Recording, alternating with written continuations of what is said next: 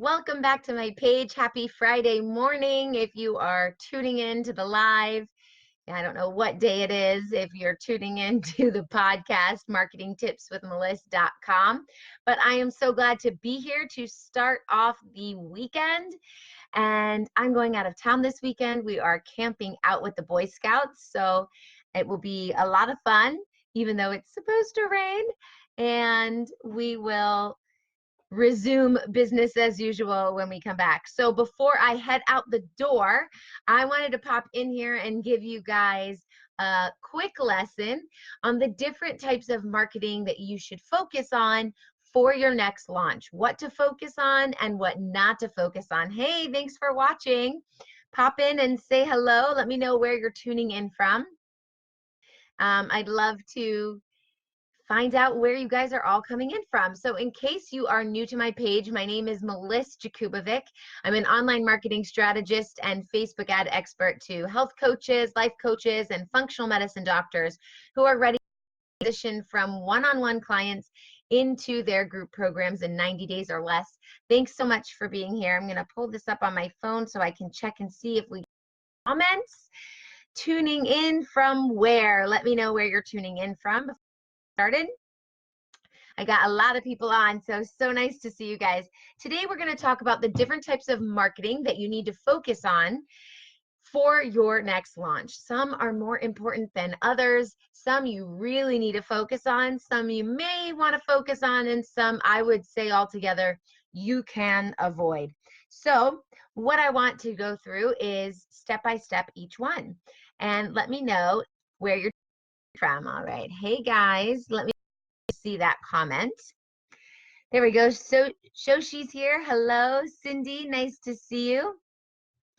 So the first one is content marketing. This is huge. Content marketing is so important when building a personal brand. It helps your brand visibility and awareness. It helps people get to know you and warm up to you and like and trust you. And it's really what is going to ignite all the other processes and systems that you've put forth. So you do everything else and then you bring in your content marketing and it's boom. Everybody knows what I'm teaching. Everybody knows what I'm sharing. Everybody knows what I do. And then you become the go-to expert in your industry. So content marketing could mean your blogs. It can mean what you put on social media. It could mean the emails that you create or podcasts or live videos.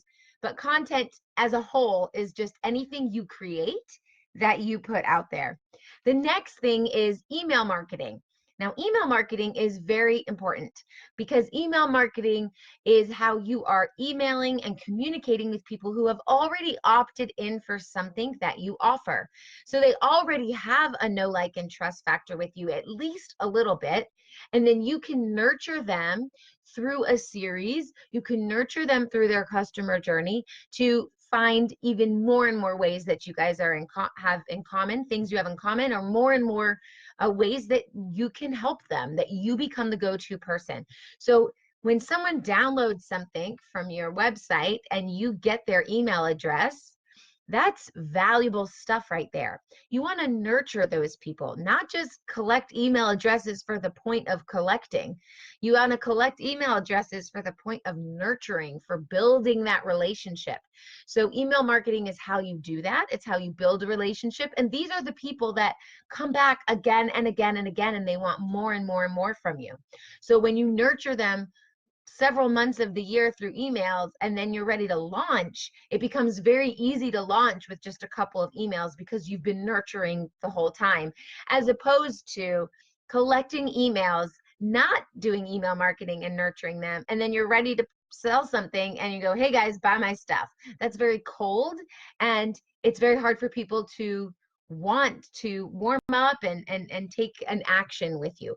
But if you do it over time consistently, you're building that rapport, and there is more likelihood for them to want to hop on to your next program. The next thing is social media marketing, and this goes with content marketing. But social media marketing is not just content, although that's very important, but it's also the engagement.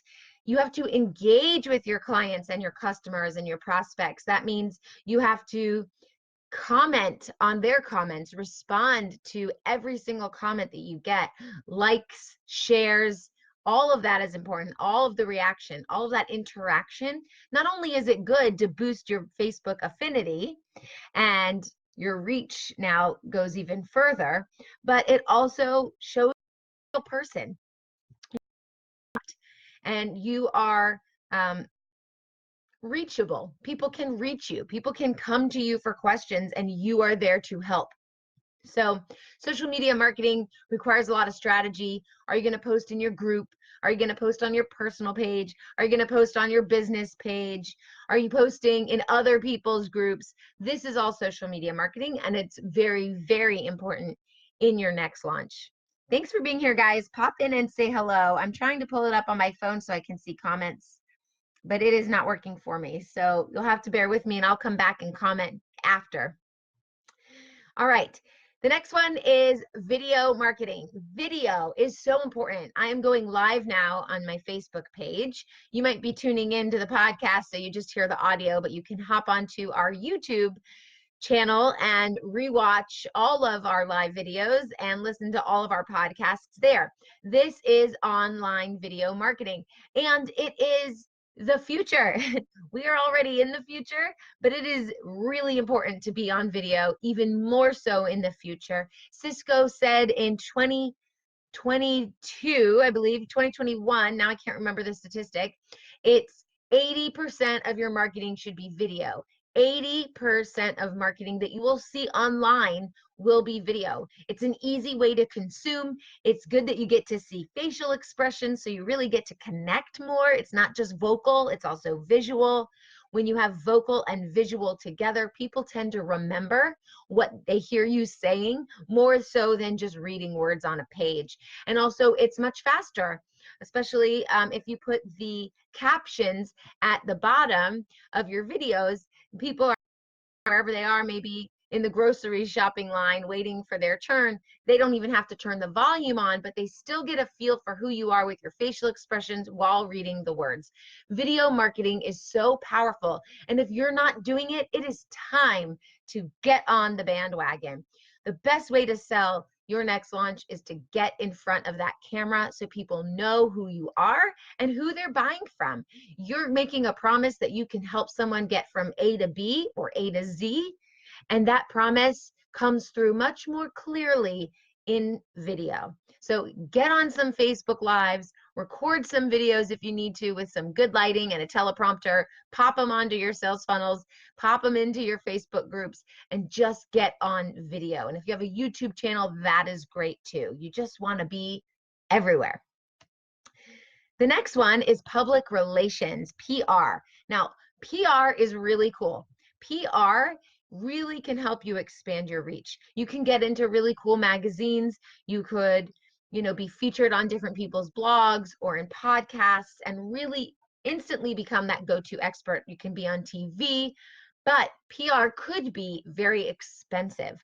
PR would mean possibly hiring a PR agent, personal relations agent, someone who can help you with that, and that will be pricey. The other thing is just hiring someone for PR isn't going to instantly make you famous, instantly make you the go-to person, and instantly make you a millionaire.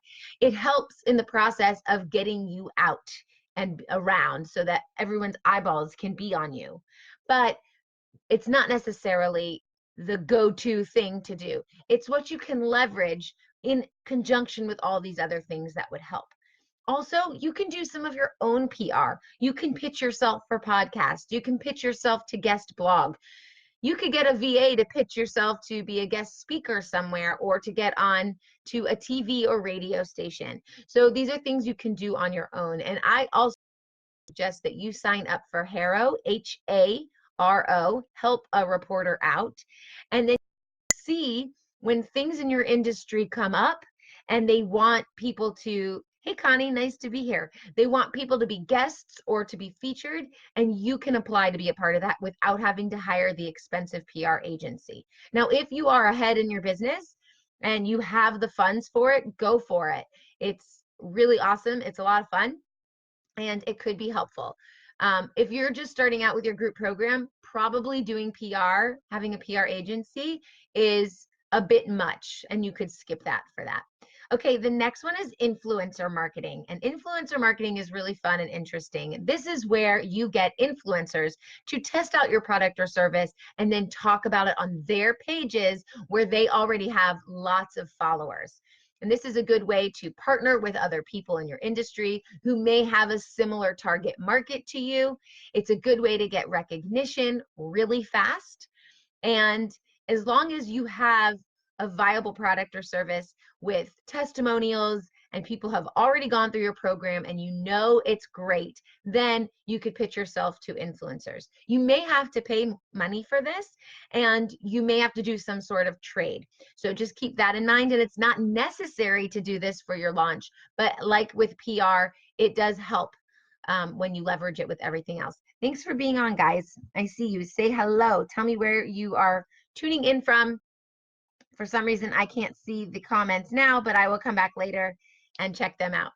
Another one is your SEO, your search engine optimization. This is important, although I'd say not the most important thing. This is if you're writing blogs. You're writing blogs about everything that it is you teach, all of your services. I'd say make sure that you are intentional with the words that you are using, with the language that could be searchable inside of Google, and put metadata tags on them. When you put metadata tags on blogs or your podcasts or whatever, and then someone's searching for that on Google, you're more likely to show up in the search, which could be very helpful. Now, the pay per click, that's paying for advertising on Google. I'd say it's not really that important when you are doing a personal launch, when you're doing a launch, because you're building a personal brand. So maybe if you have a lot of extra money and a lot of extra ad spend, you can do that. I'd say it's more profitable to do Facebook ads if you're in that part of your business on that. If you're ready to amplify and use Facebook ads and pay for your marketing, I'd say Facebook ads are the best place to go. But if you have a product, not a service, and you're not building a personal brand, pay-per-click advertising is actually really good, because someone's going to search in there, socks. I need socks. And if you sell socks, your socks ad is going to pop up. But if you're building a personal brand, people aren't going to say, I'm looking for Meliss-Ep, and then my courses pop up. They may say, I'm looking for online marketing, but online marketing is global, it's everywhere. And it's not just people who live in Atlanta. So it's really not that effective. People aren't necessarily typing into Google, I need a course on this. It's something that you put in front of them, and then they go, oh, I do need this. That's how the personal brand grows. And I highly recommend doing it through Facebook, because you can go live and you can retarget, and you could really engage on a deeper level in social media. So I would say for personal business growth, for a launch, pay-per-click advertising, not really that effective, not really that important. Obviously, you need to develop a marketing strategy. You don't just turn on ads or just start throwing things out online and hoping for the best.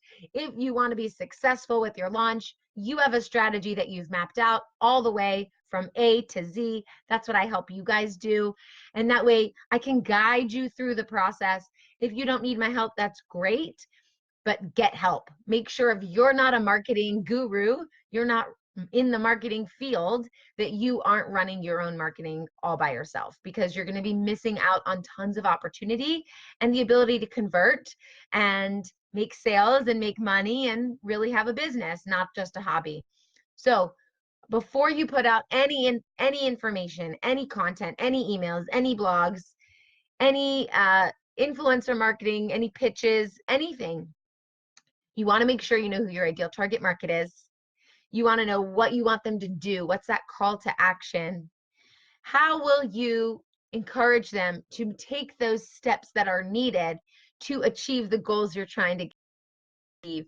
And then how will you measure which one of these marketing tactics is working for you? How will you know if email is marketing is working for you? How will you know if your content strategy is working for you? How do you know if hiring someone from PR is working for you? You have to come up with a metric so that you can then collect data and find out what you can be doing better next time, what you could stop doing, what you should be doing more of. I hope this helps. Like I said, if you're watching the replay, I come back and answer all the questions. I can't see the comments right now, but have a wonderful weekend and good luck with your launches. And I'll be back after being drenched in the woods with the Boy Scouts this weekend to give you more awesome marketing tips. I will see you next time. Bye.